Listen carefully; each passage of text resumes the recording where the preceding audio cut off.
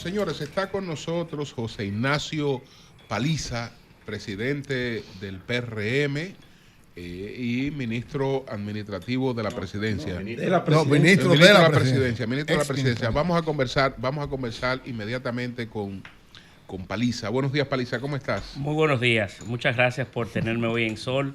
Felicito este nuevo aniversario, 13 años haciendo patria, porque la forma en la que ustedes comunican, conversan, dialogan, generan debates, no hay dudas que colaboran a fortalecer y a construir ciudadanía.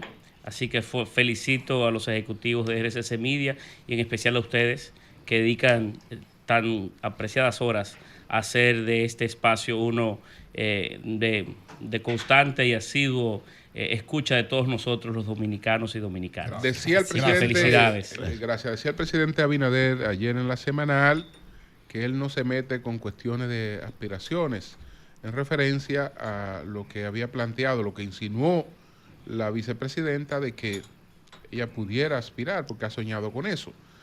Sin embargo, ¿no crees que el presidente, porque no es con palabras que el presidente se mete o no en una aspiración? Doña Raquel es vicepresidenta, pero también es una persona que el presidente pues le tiene mucha confianza para cosas de gran importancia. En lo adelante, cualquier cosa que él hiciera pudiera tomarse como una señal de si la está apoyando o no la está apoyando, y hasta en la presencia en los actos, en lo que aparecen juntos, que es el único país donde la vicepresidenta y el presidente están muy juntos siempre en todos los actos. Eso no se usa, pero hasta eso, seguridad no debería ser. Hasta eso realmente pudiera limitarse. ¿Qué tú piensas?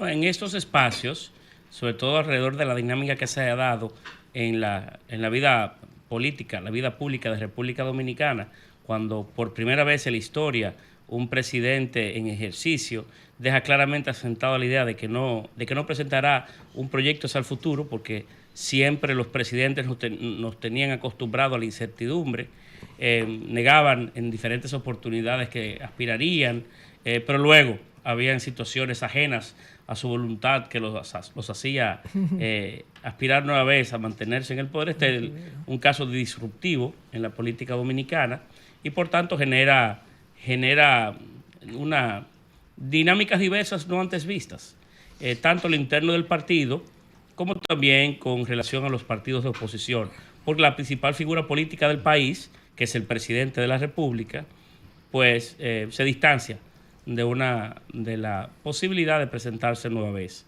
Eso va a hacer que a lo interno del partido siempre se discuta, siempre se vea cualquier elemento como de señal o de simbología, o hasta un abrazo puede en una foto tomada y bien presentada generar algún nivel de confusión o de utilizarse de tal o cual manera. Lo cierto es que el presidente Abinader ha expresado de manera pública y también de modo privado que él se mantendría como un buen árbitro, un buen referente, una persona de consulta, y sobre todo que colaboraría en este trayecto hacia el 28 a mantener la unidad interna del Partido Revolucionario Moderno. Y tenemos que solicitarle, o tenemos que ayudarle, tenemos que acompañarle a que así sea, porque en su capacidad de ser una columna sobre el cual se pueda colocar el mayor peso de este trayecto hacia la unidad del partido con miras al 28, él es una pieza evidentemente fundamental. Pero ¿tú no crees que habrá ningún cambio de el respaldo de él, o de la confianza de él, o de la utilización de él a la figura de la vicepresidenta, sabiendo que los otros aspirantes pues también estarían en observación? Pero doña Raquel aún no ha expresado el que presentaría un proyecto político específico. No estoy diciendo que no lo haga, y sí tiene las aptitudes, las condiciones y el derecho a hacerlo. Sin embargo, hasta el momento no ha expresado ella de manera pública que que estaría presentando un proyecto de esa naturaleza. Pero Esperemos que Sí. evidentemente esto se dé Sí. o no se dé para poder llegar a otras conclusiones. Sin embargo, puedo dar cuentas de que el presidente Luis Abinader, en su condición de presidente de la República, no se involucraría como en otros casos del pasado, sobre todo de partidos opuestos al nuestro hoy, donde la historia fue una distinta. El presidente Abinader tiene la intención, tiene el deber de mantenerse como un ente de equilibrio a lo interno del partido y colaborar hacia la unidad del partido con miras al 2028, al tiempo en el que concluimos una gestión gubernamental con las suficientes muestras que puedan colaborar o apoyar a que el partido gane en la próxima contienda electoral sin mayores contratiempos. Solamente decir, maestro, con relación a eso de la vicepresidente Raquel Peña. ¿Usted es el maestro? Que aunque lo ha dicho, es el maestro, aunque lo ha dicho, aunque lo ha hecho en otras ocasiones, ayer ella le tocó encabezar la reunión de seguridad ciudadana en la Policía Nacional, después de haber dicho sobre su sueño de ser presidente de la República. Es frecuente. Sí, por eso lo ha hecho anteriormente. Inclusive hay momentos en el que lo encabezado es este servidor. A nosotros cubrimos en algunos momentos las faltas del presidente en esas reuniones, dadas tales o cuales situaciones que se dan.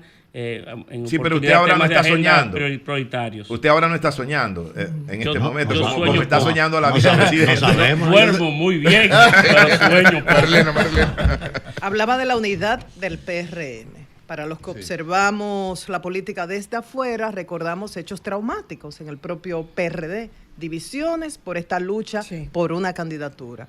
Y recientemente en el PLD, todos recordamos ese septiembre del 2019, y ahí están las críticas de los que eran precandidatos, de lo que ocurrió, y ya, la historia reciente la conoce todo el mundo.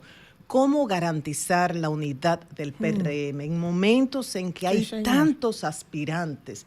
¿Se repetirá esta historia traumática?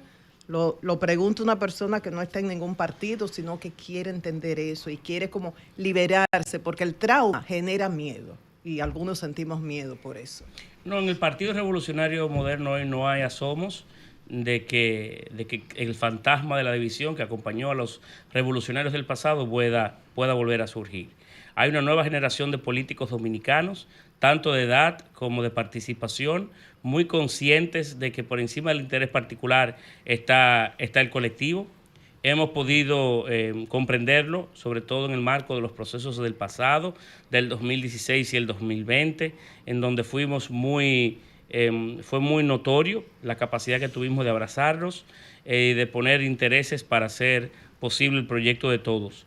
Y puede usted tener la tranquilidad de que con miras al 2028 se mantendrían las buenas relaciones interpartidarias que hoy existen entre los diferentes precandidatos presidenciales o posibles candidatos presidenciales o precandidatos, porque aún no han llegado los momentos y los espacios para poder cada uno presentar formalmente sus proyectos. Existe una muy buena conversación interna y no tengo motivos para pensar que eso cambiaría hacia el 2028. También hay una coraza, una estructura, una caparazón partidario en el que muchos de nosotros procuraremos hacer lo que nos corresponde para que esa unidad pueda mantenerse. Y estamos en una actitud muy decidida a trabajar en pos de que ese buen momento que hoy vivimos se pueda mantener hasta el 2028. Por eso yo particularmente, como presidente del partido, he hecho algunos llamados públicos y privados para que la velocidad de los acontecimientos y los procesos políticos puedan llevarse de tal manera que hoy no nos quiten de perspectiva de lo que es verdaderamente importante, que es hacer una buena gestión gubernamental, y que tampoco apresure la discusión con miras al 28, sino que se lleve, digamos, con la paciencia y el grado de oportunidad que se debería. Manuel. Paliza, dice el maestro Rubén Blades que todo es según el color del cristal con que se mira, ¿no? Lo que para mí puede ser un sueño es probable que para Pedro sea una pesadilla. Quiero preguntarle lo siguiente. Usted como presidente del partido considera que los demás aspirantes, en el caso hipotético de que la honorable vicepresidenta decida presentarse finalmente, no llegarían a la conclusión de que ella haría eso porque tendría el apoyo del presidente? Primero le pregunto eso. Y segundo, le pregunto ahora al presidente del partido. Usted tuvo recientemente que escribir en su cuenta de X de que el tema de la discusión de una posible reforma fiscal ya estaba cerrado. Y ayer el propio presidente de la República, en la semanal, también habló de eso, con referencia a un proyecto que tiene, o que ha presentado un aliado de ustedes, en este caso el Partido Reformista, ¿verdad? ¿Cómo se está manejando el tema de las relaciones, ¿verdad?, con los aliados, Paliza? Porque a mí me ha llamado poderosamente la atención que ha tenido que salir el empresariado, inclusive, a un medio, a decir, bueno, aquí se están pasando cosas, no hay comunicación. Y es un aliado de ustedes el que ha puesto esto en agenda, creándole un problema al gobierno. ¿Cómo se está manejando eso? Pues nosotros no habrá propuesta de reforma fiscal en lo que resta de gobierno del presidente Luis Abinader. No lo habrá. Siempre puede haber una discusión aislada sobre un tema muy particular que pueda generar efectos no deseados y que uno pueda quizás sentarse a conversar. Pero reforma fiscal, propuesta de eliminación de exenciones fiscales, como se originó a finales del año pasado, no se producirá. Para el presidente Abinader es un tema evidentemente cerrado y se está haciendo un esfuerzo de gobierno teniendo en perspectiva esa realidad y asumiendo nuestra propia, en el propio momento que hoy nos asiste, con las capacidades económicas que hoy el gobierno dispone. A Dios gracias, las planificaciones que se habían hecho para la conclusión de obras, el impulso de proyectos y de programas prioritarios están debidamente identificados porque fueron pensados alrededor de un gobierno sin reforma fiscal. Y lo que se ha hecho es, de alguna forma u otra, reprogramar algunos proyectos que sí estaban en vista de hacerlo luego de un proyecto de reforma. Pero no habrá reforma fiscal. Y siempre habrá un legislador, siempre habrá un partido aliado o inclusive un legislador de nuestra propia organización que tiene claramente la libertad y el derecho a presentar un proyecto que sea suyo, aun cuando no vaya con la línea del colectivo de la matriz política que nosotros organizamos, y eso en el transcurso de su debate se va llevando a su justo lugar y a su justa tema de la visa. Es que en el Partido Revolucionario Moderno no existen contratiempos con relación a las posibles candidaturas o precandidaturas que se puedan presentar. Existe una buena relación interpartidaria y todo compañero del partido con las habilidades y las aptitudes tiene la capacidad y el derecho a presentar un proyecto político. Y la doña Raquel, si este fuese su decisión, tiene todas las condiciones y aptitudes para poder hacerlo. Pero a mí hoy no me preocupa el debate interno del partido con miras al 28. No es un tema que a mí particularmente me preocupa. Claro, a mí me ocupa como presidente de la organización y hago siempre lo propio para ayudar a que se mantenga ese buen clima a lo interno de la organización política y mediar a través de las fuerzas o de las reglas institucionales que poseemos para que las cosas sigan caminando como deben. Pero a mí particularmente esta discusión aún no me preocupa. Mira, esas previsiones son secretas. ¿Cuáles? La que ha tomado el gobierno para sustituir lo que representaba la modernización fiscal, porque se supone que la presentaba porque sabía que era necesaria. Una necesidad. Entonces, el panorama de pagar, por ejemplo, en este año 2025, 422,000 millones de pesos solamente para los compromisos de la deuda, más del 80% para pagos de intereses.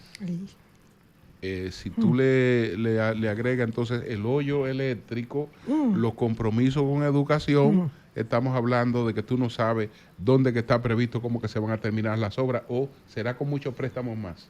No, está debidamente planificado desde el primer momento. Recuerda que los presupuestos se hacen de manera plurianuales y se programa con uno no puede inclusive programar presupuestos sin tener identificadas las fuentes. Y el presupuesto este año, así como el año próximo, está debidamente identificado y alocado los recursos de cómo se va a financiar el gobierno. ¿Qué estamos haciendo? Bueno, en primer lugar, racionalizando el gasto, haciendo el gobierno más pequeño. Se están presentando en los próximos días los proyectos de ley que van a ayudar a fusionar y eliminar instituciones gubernamentales. Se está haciendo un esfuerzo para mantener el alto crecimiento económico, de tal manera que con crecimiento económico podamos tener más recaudaciones, porque evidentemente cuando la economía crece se recauda más. Este año se pronostica un crecimiento del 5%. Ojalá pueda mantenerse, dadas las realidades del marco internacional en el que hoy vivimos, sobre todo con las políticas monetarias del gobierno del presidente Trump, que invitan hacia la alza de las tasas de intereses en los Estados Unidos y su presión a las tasas de intereses locales o local. Y bueno, eso tiene su dinámica, que puede explicarlo mejor gente que mucho mejor versadas que yo. Pero en la medida que logremos crecimiento, en medida en el que logremos mantener el crecimiento de las inversiones y la inversión extranjera directa, el crecimiento del empleo y un sinnúmero de otras variables, como hemos podido ir obteniendo buenas notas y calificaciones positivas en el marco regional, pues vamos a poder tener también más ingresos. Y eso nos ayudaría con miras al futuro económico y fiscal del gobierno dominicano. Paliza, dos preguntas. Aquí no brindan café, que brinda un chin de café. Usted se tomó uno ahí, ministro. Más. Tráigale más café al Otro ministro. cafecito. Dos preguntas. Pero mira, Virgilio se quitó el tinte. No hay tinte. Ese es tu color natural. Que nosotros somos los rubios naturales, José Ignacio. Sí, José Ignacio, sabes que nosotros tenemos un rubio natural. Yo soy jabao, como lo dice. Igual que yo. Paliza, como Bueno, secretario de la presidencia, que es verdad, digamos, el coordinador de todos los secretarios que tiene, como ministro, digo, sí, el coordinador de todo. Sobre la designación o no, o los esfuerzos que hay para nombrar un embajador de Estados Unidos en República Dominicana, ¿ha habido algún contacto directo, ya que estuvo aquí el secretario de Estado de Estados Unidos, y de seguro hubo conversación alrededor de eso? ¿En qué está eso? O sea, Pero la mandó Lía Campos. ya se ha dicho que no, Lía yo digo, Campos viene. solicitó una aprobación a su Ya la mandó al Ya el Congreso. Senado. Yo digo, Ya un placer está en el Senado. Sí, ya está en el Senado eso. la pregunta es la siguiente, o sea, Claro. ¿ha habido de parte del dominicano, con esa persona que está planteada que va a ser embajador, o con Embajadora. embajadora, todo este entorno? O sea, siempre hay un problema porque hay que hacer gestiones en el Congreso para garantizar que eso sea nombrado allá en Estados Unidos. Pero el país interesado, de alguna manera, también tiene que hacer algunas gestiones Pero alrededor de recuerden eso. que en el marco de la Constitución norteamericana, un candidato a una posición diplomática necesita lo que se llama el advisory consent del Senado, que es el apoyo, sí.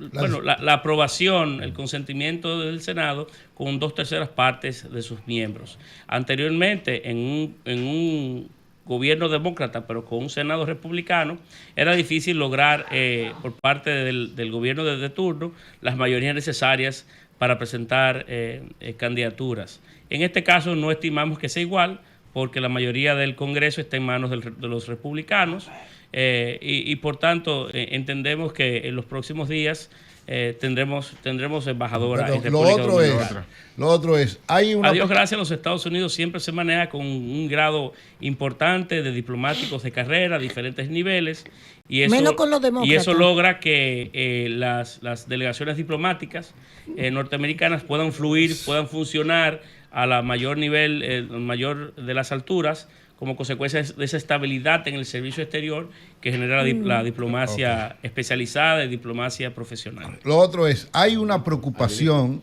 en torno a el metro hacia los Alcarrizos.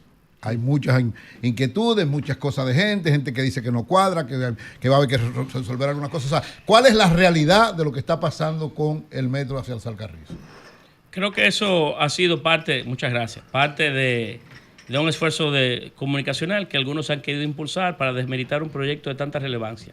Recuérdense que ese proyecto tiene las supervisiones del lugar, es un proyecto hecho con un componente de financiamiento importante, y ustedes saben también que esos organismos internacionales que financian estos proyectos o proyectos de esta naturaleza toman el cuidado de que los recursos que se colocan sobre las entidades ejecutoras se utilicen con el nivel apropiado de efectividad.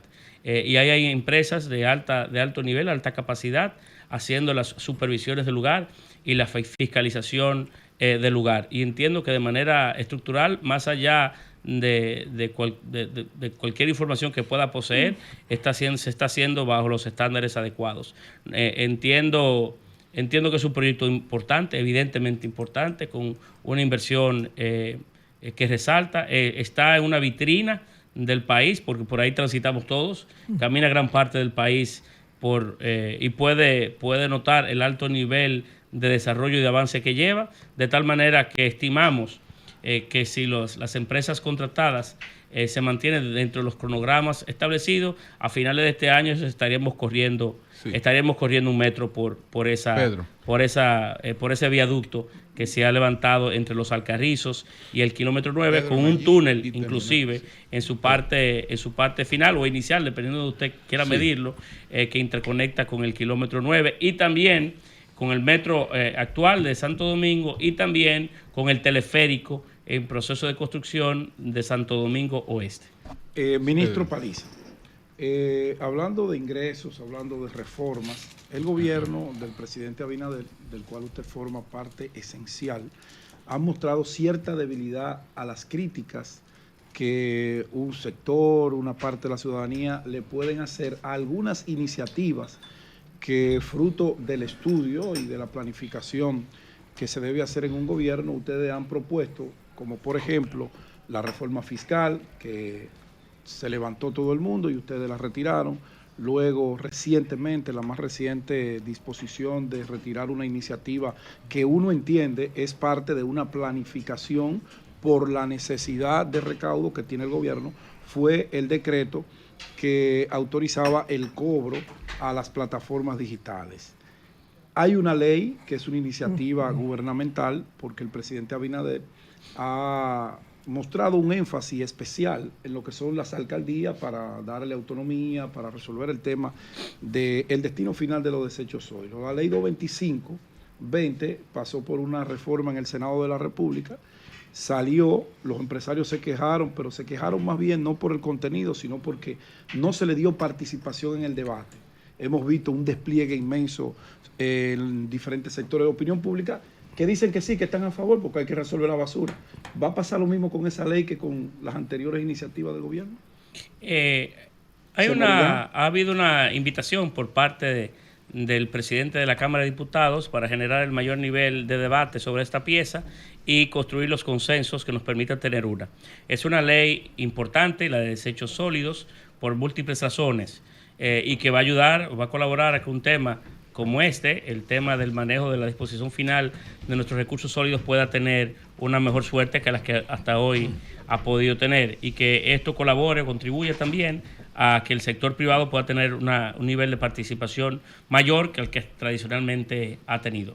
Pero estoy de acuerdo con aquellos que piensan que la ley o el proyecto de ley requiere de una conversación mayor, y se va a propiciar a lo interno del Congreso, de tal manera que podamos tener en tiempo hábil, entiéndase, en un tiempo prudente, porque es una pieza necesaria, pero un nivel de discusión y de concertación que nos ayude a que todos estemos a bordo, ¿verdad?, con los principios y la esencia de este proyecto de ley. Por ejemplo, el financiamiento de los ayuntamientos, más financiamiento de los ayuntamientos, era uno de los temas que se tenía previsto con la reforma fiscal.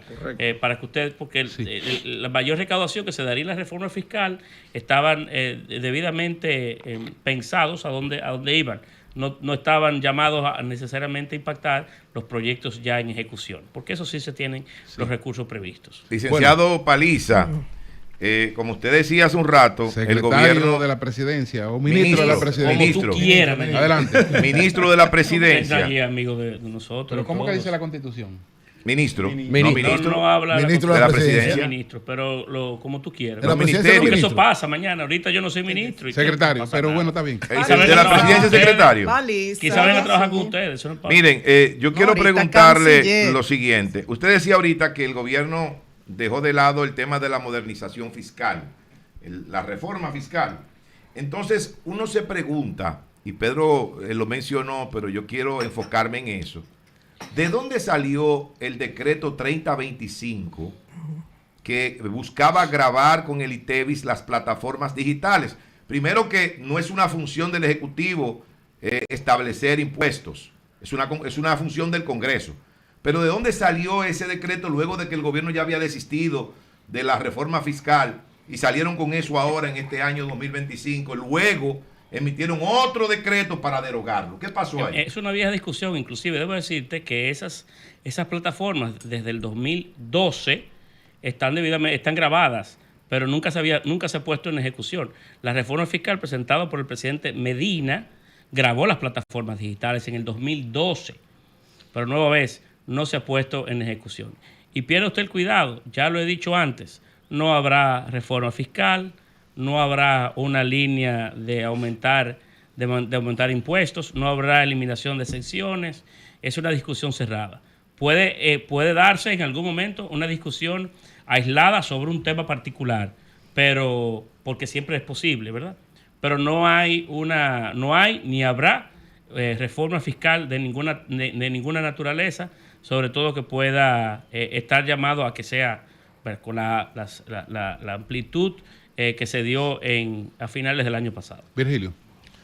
Presidente, una pregunta. Primero, el voto del partido. Del partido. Claro, para que no se confunda con sueño. Con los sueños de Raquel. No, por favor. El partido, ¿Usted sueña, Virgilio? No, él sabe que yo... es el término que nos refiere. Yo no soy como algunos que le faltan el respeto a sus partidarios. Adelante.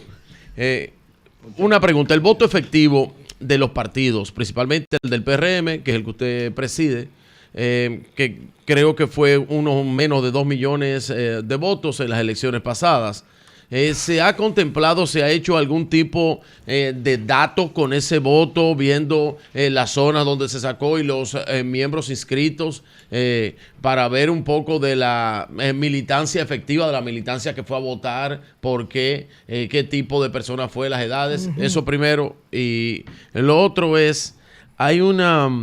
lo de la candidatura independiente, usted se ha referido, los otros partidos se han referido, los presidentes de los otros partidos han dicho sobre eso, pero eso está activo ahí.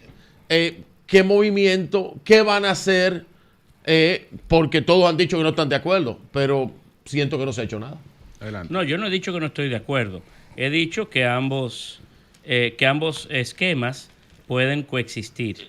Y así como se regula hoy la participación política alrededor de los partidos, también debe regularse la de las candidaturas independientes, de tal manera que efectos no deseados puedan generarse, puedan crearse como consecuencia de los cambios que produce la sentencia del Tribunal Constitucional. Usualmente sentencias de esta naturaleza o decisiones de esta naturaleza, si no están debidamente reglamentadas, pueden tener efectos de ese tipo, efectos no pensados, que se apartan de la nobleza o del espíritu de la propia decisión, en este caso, de una que no es recurrible. Y yo he invitado a que la Junta, y creo que está en el proceso de culminar esa labor, presente un proyecto de ley con los espacios que tiene la Junta, que es un ente independiente, que es el árbitro, que es el regulador, porque si no estaríamos pidiéndole a los propios partidos políticos que regule un tema en el que una gran parte de la comunidad política se ha expresado contrario. No me parece inteligente y no me parece tampoco objetivo en la labor. Por eso la Junta es el mejor de los posibles proponentes a un proyecto de esta naturaleza, pero pueden convivir ambos sistemas sin mayores dificultades. En otros países, inclusive en República Dominicana, con los mismos niveles de fiscalización, han existido candidaturas independientes. Bien. Y por cierto, la suerte no ha sido la mejor. Rosa Encarnación. Me quedó una pregunta pendiente, pero... ¿Cuál te quedó pendiente? No, la de los datos sobre el partido, el voto efectivo, pero está bien. Okay. Hoy no es Pero que me invitaron. Miércoles, Rosa vino a traer problemas. Pedro, Adelante. eso Rosa puede venir aquí Escúchame, que lunes, martes, miércoles, jueves y Virgilio viernes. dice que le quedó algo pendiente para que se lo responda brevemente. Sí lo trabajamos. Esa data sí la trabajamos porque es importante. Sobre todo con los concurrentes, el padrón de concurrentes y las diferentes informaciones cruzadas que nosotros trabajamos en los días de campaña. Sí hacemos los cruces debidos para poder conocer dónde están nuestras fortalezas, nuestras debilidades, poder tener una mejor visión de las razones por el cual alguien que tuvo en nuestro padrón de militantes o de simpatizantes no acudió a votar. Hacemos esa inteligencia política que nos ayude a presentarnos hacia el futuro con un mejor momento, con más fortaleza. Pero sí, es parte del día a día que los cuerpos operativos del partido realizan. Y sé que otros partidos políticos también lo hacen. Es parte de la inteligencia electoral que llevamos o que siempre ponemos en marcha. Rosa. Hola, ministro Paliza, buenos días, bienvenido.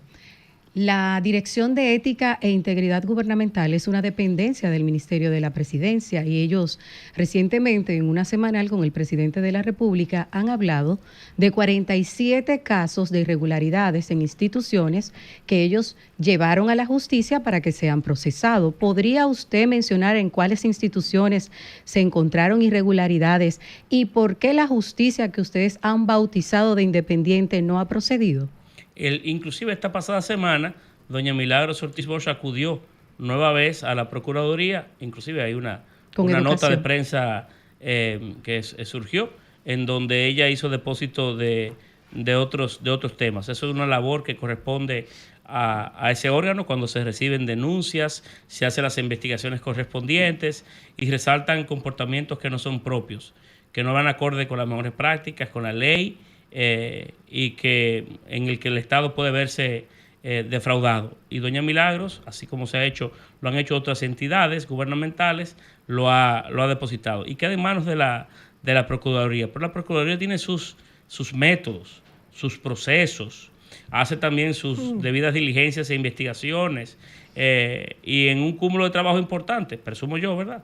Toma los tiempos y pone cada caso en su debido momento. Hay algunos que ya son conocidos y su deliberación ha sido conocida, pero hay casos de corrupción de diferentes tamaños y de diferentes dimensiones, aquellas que no son necesariamente muy importantes o muy visibles. Los vinculados a veces no tienen el nivel de prensa o el nivel de seguimiento que tienen otros casos más sonoros. ¿En cuáles instituciones y qué ha pasado con esos funcionarios? En educación, en diferentes entidades. Ustedes, muchos han sido conocidos, o la mayor parte han sido conocidos, y se han ventilado. Lo que quizás no tienen el nivel de visibilidad o de involucramiento de personas connotadas que haya llamado más la atención que en otros casos, en donde puede haber una figura de trascendencia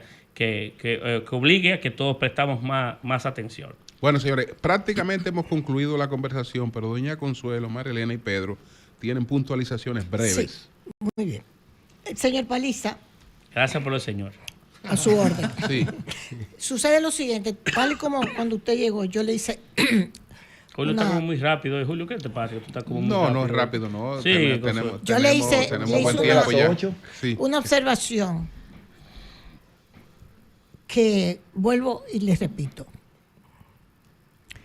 Que el PRM ha logrado ahora mismo constituirse en el único partido que está funcionando, vamos a ponerlo entre comillas, como partido sin dividirse, que ha sido la historia del PRD. ¿Ok? Pero con todo respeto, yo vuelvo a diferir. Perdón, bueno. No, a mí no me interesa, pero espérese. Yo también. Siga hablando. Adelante. Pero es que lo que yo pienso... Brillante. Es un partido que gobierna, pero hay otros partidos que funcionan. No me dejar pasar el momento. Adelante. No, pues déjelo pasar. No se puede. Señores, la puntualización, por favor. Es el único partido ahora mismo que está funcionando, entre comillas, porque me dicen que faltan a muchísimas reuniones, etcétera, etcétera. Perfecto. Pero está funcionando como partido y ha logrado el PRM no dividirse. Pero vamos la pregunta, porque sí. Entonces, perdón, don Julio, espérese, porque entonces me vuelvo un tollo. Entonces, aparece la candidatura, aunque diga que solamente fue un sueño de doña Raquel. Pero con la candidatura de doña Raquel, que es una outsider, con todos los méritos que tiene. Usted tiene a Carolina, que es de Hipólito.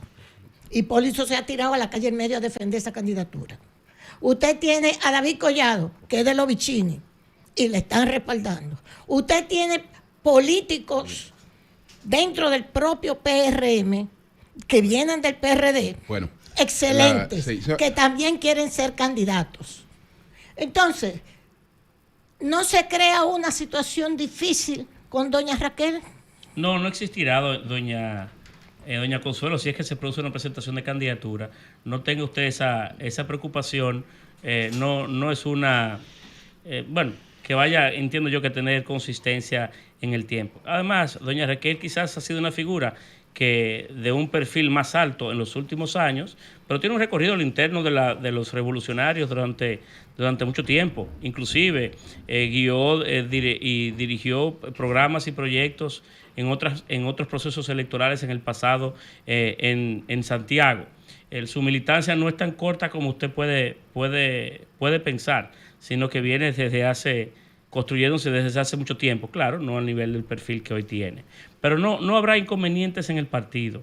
Esas figuras que usted ha mencionado y otras, que construiremos las avenidas que nos lleven a concluir en un 2028 unidos y con una propuesta electoral fuerte, en democracia, y en donde el partido lo elegirá de acuerdo a sus instrumentos institucionales actuales y en plena libertad todos aquellos que quieran presentar un proyecto político de esta naturaleza. Ministro, como hombre clave del gobierno, le pregunto lo siguiente. Este gobierno ha impulsado mucho la aviación y ahí están los resultados, cielos abiertos, el mantenimiento de la categoría 1 y ahora más recientemente las rutas de Arayet hacia Nueva York. Por eso no se entiende cómo se nombra una persona sin experiencia en la materia ante una agencia tan importante como es la OASI, la Agencia de Naciones Unidas que traza las pautas a nivel internacional de la aviación civil. Bartolomé Pujals, que tendrá mucha experiencia en otras áreas, pero en aviación cero. Y recordamos que no es la primera vez, porque desde el principio se ha violado la ley que establece 5 años de experiencia en la industria de la aviación para nombrar una persona. Eso por un lado. Y por otro lado, en momentos en que hay que reforzar la seguridad operacional, por lo de cielos abiertos, aumentará la competencia y el movimiento aéreo. Tenemos la Comisión de Investigación de Accidentes de Aviación acéfala. Dice el general Sufrón, que está ahora al frente del CESAC, que mientras tanto él va a cumplir las dos funciones. Pero muchos dicen que hay un conflicto de intereses porque si él maneja los aeropuertos, si ante un accidente hay una falla del aeropuerto, entonces él va a estar investigando y va a estar en aeropuertos. ¿Por qué no se ha nombrado una persona al frente de esa importantísima comisión? Me llevo esa tarea, doña María Elena, para poder darle una respuesta la más inteligente. Fue una agresión. María Elena. Querida María Elena. Así hace. ¿Cuál de las dos tareas? La de la Comisión de Investigación. Sí, porque no tengo todos los detalles para poder dar la mejor respuesta. Por tanto, permítame, quiero sí decirle que en materia de la representación del Estado ante organismos internacionales, no solamente confluyen diferentes entidades y organizaciones, desde el IDAC hasta la Junta de Aviación Civil, existe un equipo interinstitucional vinculado al sector de aviación que asiste y nos representa en esos órganos. Por tanto, la labor de un embajador de manera particular, en este caso ante el OASIS, no es el único agente o el único, es una misión. El único actor que está vinculado a esta gran discusión que se da en espacios como ese. No me convence la respuesta, pero hay que seguir. Y es como tú dices, María Elena. Sí, porque ahí solo se discute de aviación en la OASI. Bien, adelante. Tú desde ayer siguen bromando con controlar el tiempo a uno. Bueno, adelante. Ministro, la ONSA con la ley, pues comenzó un proceso de privatización, se desvincularon a muchos servidores de ella, se le dio sus prestaciones a algunos, me imagino que casi todo porque no hay ruido con eso, pero hay una ausencia total de los autobuses de la ONSA y la gente se queja de qué va a pasar con la ONSA, que si el gobierno tiene algún plan específico para esa institución de tan necesaria participación con la ciudadanía. Visité la ONSA hace algunas cuantas semanas y tuve una reunión operacional con su presidente, de tal manera que podamos nosotros fortalecer las comidas al futuro. Y estamos haciendo las previsiones del lugar para poder fortalecer los 19 corredores o rutas en donde hoy participa la ONSA y extenderla a algunos espacios más. Hay que recordar también que al modelo de la ONSA también ha coincidido la instrumentación de corredores privados, como ha sucedido en la avenida Churchill, en la avenida Núñez de Cáceres, en la Charles de Gaulle y próximamente en la avenida Independencia. Esto colaborando, contribuyendo a sustituir la matriz de vehículos que rueda usualmente por esas avenidas, dándole mejor servicio al transeúnte, al ciudadano, también participando los sindicatos o los actuales prestadores que dan servicio. Algo que sí quisiera resaltar es que también estaríamos anunciando en los próximos días la integración de todo el sistema tarifario de los transportes o los diversos sistemas de transportes públicos que coinciden, de tal manera que el que se monta un teleférico, luego en el metro y posteriormente en una ONSA, pueda hacer un solo pago, con un solo instrumento de pago y a una sola tarifa, de tal manera que el sistema esté debidamente integrado, y eso va a colaborar al sistema en sentido general y a la vida de cada ciudadano que es usuario de este sistema de transporte en crecimiento permanente. Pero es un anuncio que haremos en los próximos días y que se está llegando a los acuerdos del lugar, fundamentalmente con la ayuda del Banco de Reservas de la República Dominicana. Hemos visto medidas temporales que toma el gobierno con relación a la migración irregular, sobre todo de ciudadanos haitianos, que ha impedido que se tomen políticas públicas permanentes, y el muro, ¿para cuándo está previsto que se concluya? Y si lo van a seguir inaugurando por pedacitos o van a esperar construirlo por completo. Lo importante del muro es felicitarlo y saludarlo. Podemos, siempre las críticas son útiles, y ponernos presión para que sea más rápido también lo es, porque nos ayuda a ser mejores. Pero en toda la vida republicana, desde el 1844 hasta la fecha, no se había hecho un solo kilómetro. Un blog no se había puesto, uno solo, mira, un blog. Ahora tenemos 43 o 44 kilómetros hechos. Perdón, y se está en el proceso de solicitar los próximos 13 kilómetros en la parte norte de la República, sobre todo en la extensión de los 23 kilómetros que divide fundamentalmente a Juana Méndez con Dajabón. Y se está en proceso, y esto será un proceso continuo que habrá de mantener de manera consistente el gobierno dominicano hasta que pueda tenerse todo el límite debidamente protegido, con el mayor nivel de cuidado posible. De la gestión pasada de Danilo Medina quedaron construidos 23 kilómetros de ese muro fronterizo. El gobierno del presidente Medina lo que hizo fue... Fue en Elías Piña. Eso fue en Elías Piña. Fortalecer los puntos de intercambio comercial en algunas localidades para hacerlo. Con mucha precariedad. Gracias. Pero celebremos. Maestro, vamos a saludar. Maestro. No lo estoy. Pero celebremos. Podemos ir a Carrizal. Celebremos. Yo he ido a Carrizal. Celebremos que hoy el gobierno está haciendo un gran esfuerzo para colocar un muro en toda la frontera. Iluminado. Yo estuve, por ejemplo, en Pedernales este fin de semana. Es un tema evidentemente privado, con algunos amigos, bañándome en Bahía de las Águilas. Recomiendo a todos que vayan a visitarlo. Es hermoso, y lo que está ocurriendo en Pedernales es más hermoso aún. Y me dio mucho gusto ir a la frontera, nueva vez, porque estuve hace 2 meses recorriendo la frontera, y ahora vi todo un sistema de iluminación garantizado a 20 años, el sistema instalado, y que va a tener un desempeño importantísimo en el cuidado de ese espacio fronterizo. Gracias. Le acompañan al ministro. El decreto se va a hablar en privado. Le acompañan al ministro. Le acompañan al ministro. El miembro de la dirección ejecutiva del PRM, don Anulfo Pascual, y don Iván Alcántara, que andan en una comitiva breve con el ministro José Ignacio. Saludos a ellos y muchas gracias a José Ignacio Paliza, ministro de la Presidencia, presidente del PRM. Gracias, Paliza. A ustedes. Cambio y fuera.